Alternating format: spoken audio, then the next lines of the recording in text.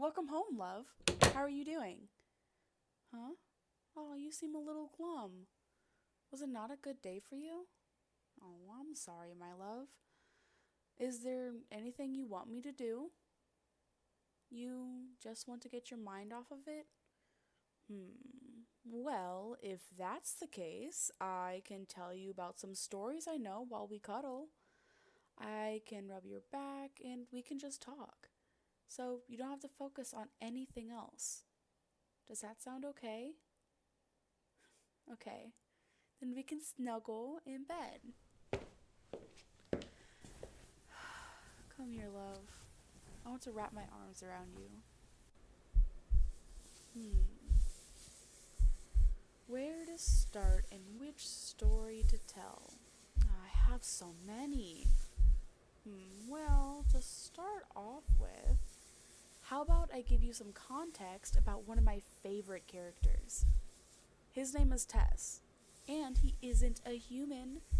He's a strand, a species I made up. Anyways, so strands have been on Earth since like the beginning of time.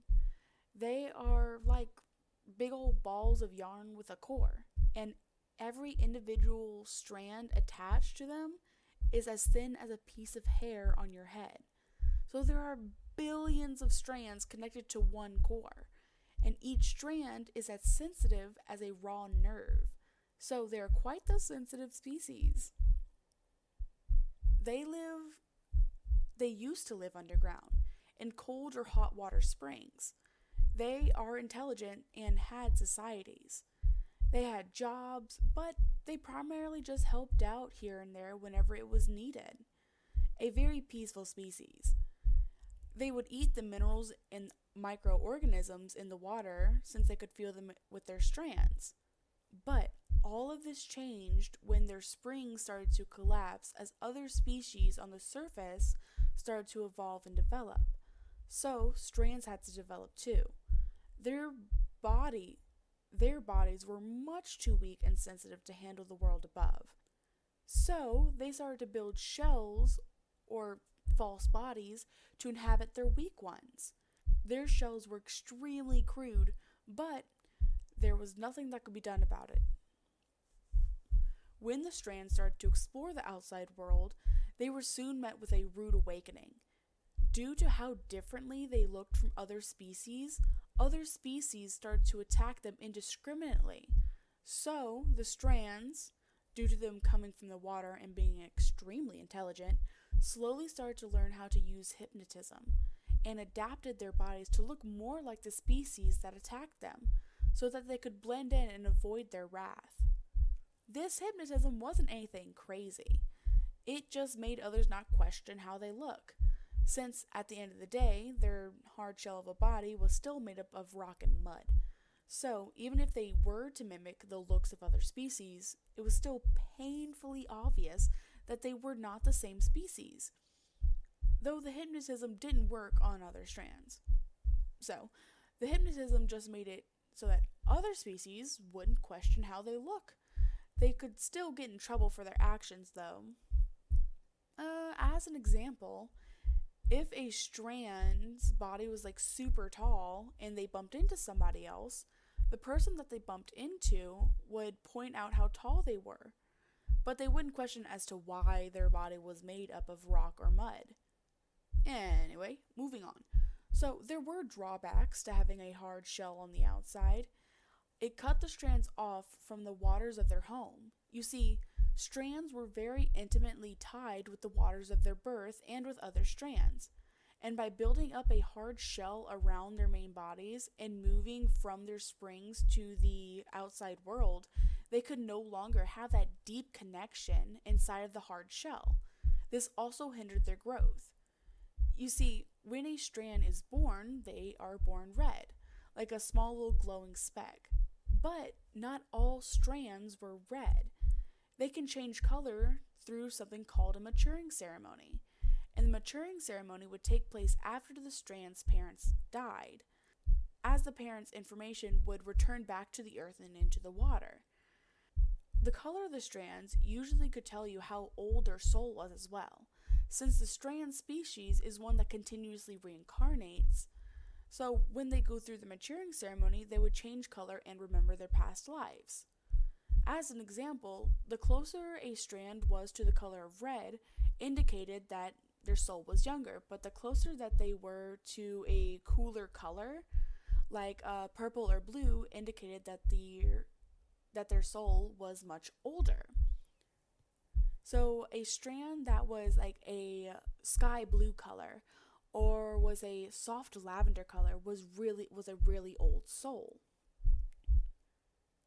Also, a little side note, strands stopped aging once their parents pass away, and they can only continue their time clock through having children of their own. So, back to the main topic. Due to them having developed hard shells to live on the surface, they were cut off from the waters of their home, like I said before. And if their parents died, they were also cut off from them as well. So they didn't automatically go through the maturing ceremony by themselves anymore. They had to shed their hard shells to reveal their main body. And, as you can imagine, it was a painful process, since the strands embedded themselves inside of the hard shell in order to control it and feel sensation through the shell itself.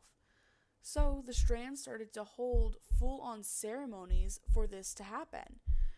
The maturing ceremony is taken care of by friends and family, where they would bring new and exciting materials for the strands who is having their old shell destroyed to create a new one once they regain the memories of their past life.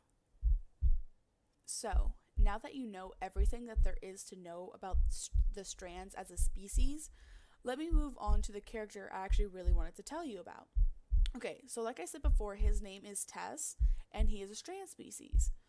When he first gained full consciousness and awareness, he had already made his body, and he was out in the middle of the woods, practically in the middle of nowhere. That's where he was found by his current best friend, Wen. Wen is a human, and a bit rough around the edges. But when they met, Wen was in tears, crying of frustration. He saw Tess and didn't trust him one bit, since apparently the forest that Tess had woken up in was essentially Wen's backyard. Tess had to try really hard to convince Wen that he was just confused and didn't even know where he was. Wen settled down pretty quickly after he was convinced and just sat down with Tess. He was really stressed out, since it turns out that Wen was part of the mafia. Tess listened to Wen rant about rotten adults and how they were trying to take over his parents' legacy and gang. Since Wen's parents had died, his parents' retainers were fighting over who should be in charge of the group now that the heads were dead, and kept saying that since Wen was not of age yet, he couldn't possibly take over the group just yet, and that it should not be left to a child. But it was so painfully obvious that they just wanted control, and he was frustrated that there has even been several attempts at his life due to some of the retainers not wanting him to take over.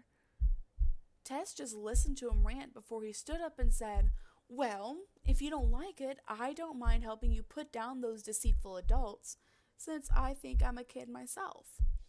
Wes was really friggin' shocked by this. He looked at Tess bewildered, since he figured that Tess was just some kid from a retainer, not just some random weirdo that wandered into his backyard. But Wen took Tess up on that offer, and they started to plan out how to take over the group again. Tess even offered himself up as Wen's bodyguard. He said, "You know, I'm not too good at fighting, but I do know I have a tough body. So, when push comes to shove, I can always be your meat shield."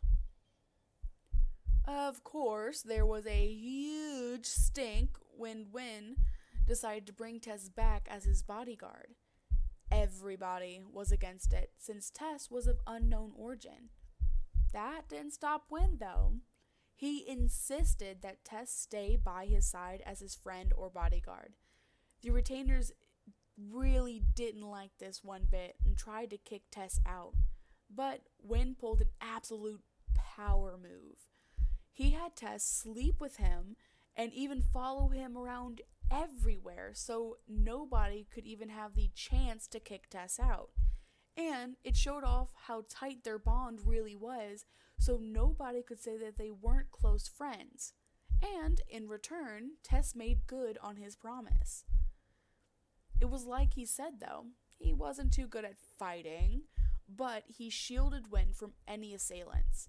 And as Wen started to really trust Tess, he started to bring him to his self-defense classes and took to teaching Tess some moves himself so he could better protect himself and Wen. And that's how they slowly grew closer. Of course, there was plenty of people that came up to Tess, offering him money and all sorts of bribes and rewards if he acted as their spy. And you want to know what he did? He accepted the bribes and then snitched on the person bribing him to win. So, when the time came to clean house, they already had a list of people not to trust. Oh, I forgot to mention Wen's age when he and Tess met. Okay, so when they first met, Wen had just turned 17. So in the year leading up to his 18th birthday, Tess trained physically to become stronger, while Wen hit the books hard to learn everything that he could about the business so he could take over right at 18. And that's what happened. After Wen took over, there was a lot of rats and scum to clear out, not to mention the nasty business deals that he wanted no part in. He detested the idea of stepping on the weak to make himself strong. You see, in his mind, the only way to become truly strong is having to step on other strong people as stepping stones instead. So, he shifted his targeted audience towards the rich and corrupt to bring them under his control, and, in turn, also become untouchable by the law. But, of course, due to how he was raised, he didn't really trust many people and was pretty unsociable. So, this is where Tess comes in. You see, Tess is a pretty friendly and sociable guy. You could call him a golden retriever if you like, but due to him being Wen's right-hand man, he was also super cunning and knew exactly what to say to get the right information and use it against others later. So, they were a pretty powerful duo. Wen was pretty beefy and scary, and Tess was really cheerful and bubbly. So they could really pull off the good cop, bad cop act really well. Because if Wen actually had to speak to you, it would not be a pleasant conversation. It took them a whole 3 years, though, to bring the gang back under control and stabilize it. Sure, there were still a few rats, since the group was pretty large, but it wasn't at the point where both Tess and Wen had to continuously be at each other's side, even though they did still live in the same house. They no longer had to share the same room together. Though that wasn't the end for them. Wen met a really talented but odd woman.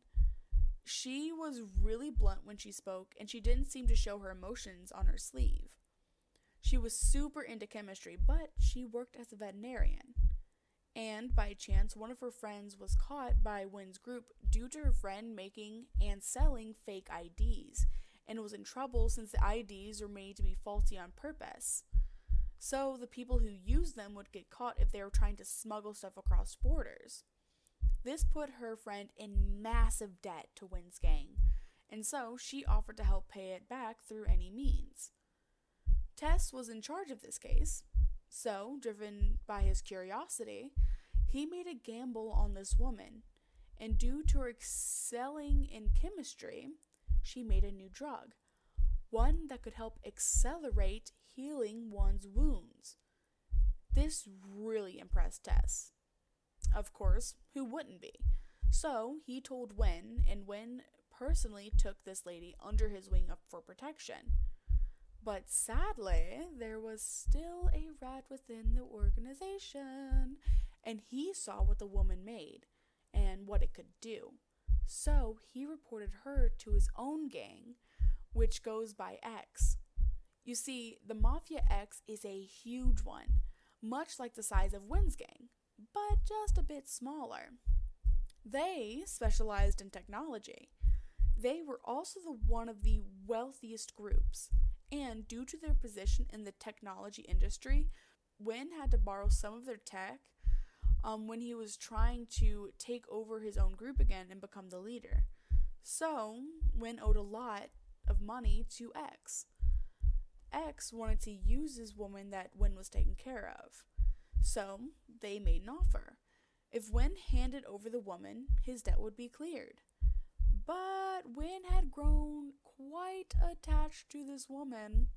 He didn't want to let her go since he fell in love. And there was a huge dispute about it. And, in the end, X kidnapped the woman just to have a chat. They would never harm her, of course.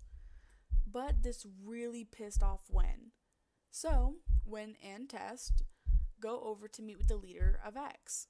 But instead, they meet two of the closest aides of X. Their names are Claire and Tiny. As you can imagine, Tiny was not actually tiny. He is built like a bus. He stood 8 feet tall. Okay, so back to the story. Claire and Tiny were the two closest aides to X. Claire, you could call her X's secretary. She managed everything that happened within their group. Tiny was more of X's personal caretaker. He is the only one in the group that almost always has direct contact with the boss and has seen the boss without a disguise on, since X, the boss of the group, never showed their face or showed off their real voice.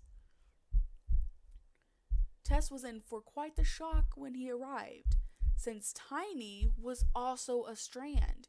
He hadn't met another Strand out in the wild before, so when he saw Tiny, he was speechless. Tiny noticed this too and wanted a chance to talk to Tess alone, since the others around them didn't recognize them as a different species due to the hypnosis. So, the meeting happens. Claire is the main one talking for X, and due to Tess being stunned, speechless by Tiny, Wen is doing most of the talking for his own group. They soon reach an agreement with Wen's lover. She could stay at Wen's house, and 3 days out of the week, she would work for X. Of course, they wouldn't force the recipe out of her, since the woman said it was, quote, her insurance. Which was correct. And since she is working for X, she would help pay off the debt that Wen owed to X. So it was a win-win, at least in Claire's eyes. They decided on neutral territory for the woman's lab to be set up between their borders. But Claire only offered to get the supply secured. If Wen wanted this to happen, he would have to secure the building. This is where Tiny comes into play. He offered to help secure a building if he got to talk to Tess one-on-one in private. This was kind of a huge deal, since both Tiny and Tess were each group's respective right-hand man.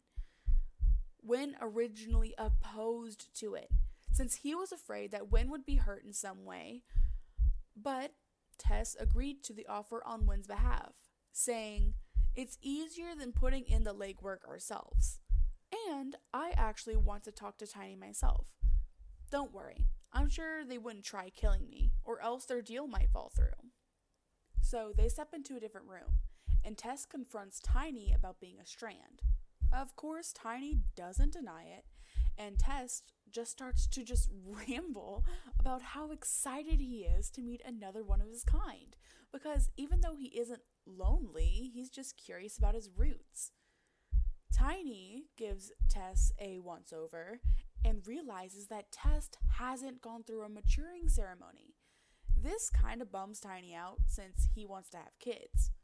And the unfortunate thing is about Strands is that they can only reproduce with each other.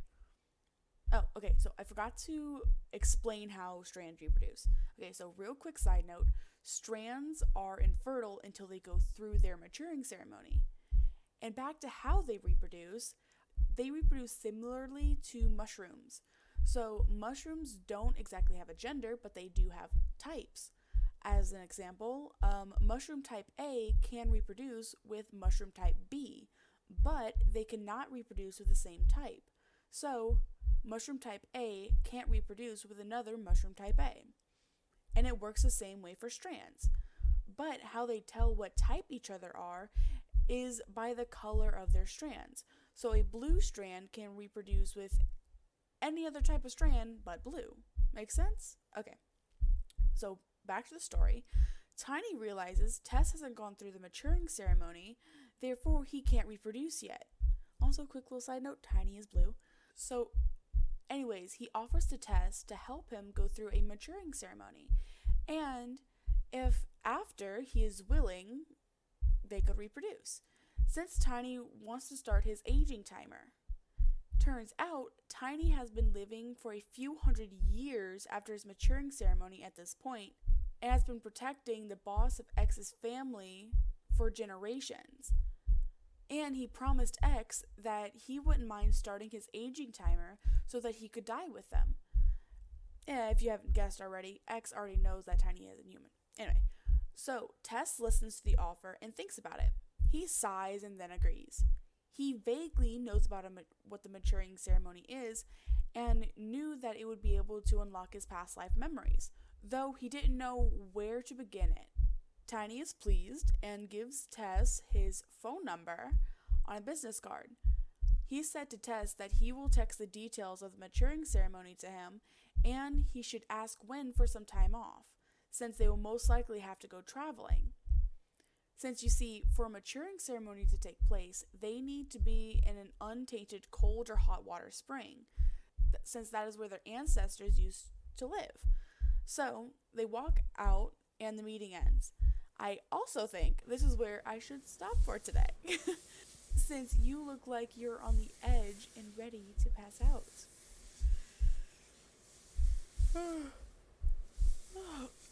I'm also getting pretty sleepy and a bit tired from talking, but I still want to continue cuddling. Good night, love. And I hope my ranting about some random story got your mind off of whatever was troubling you. And I hope tomorrow will be way better for you. Now, I just get to snuggle you and have you all to myself.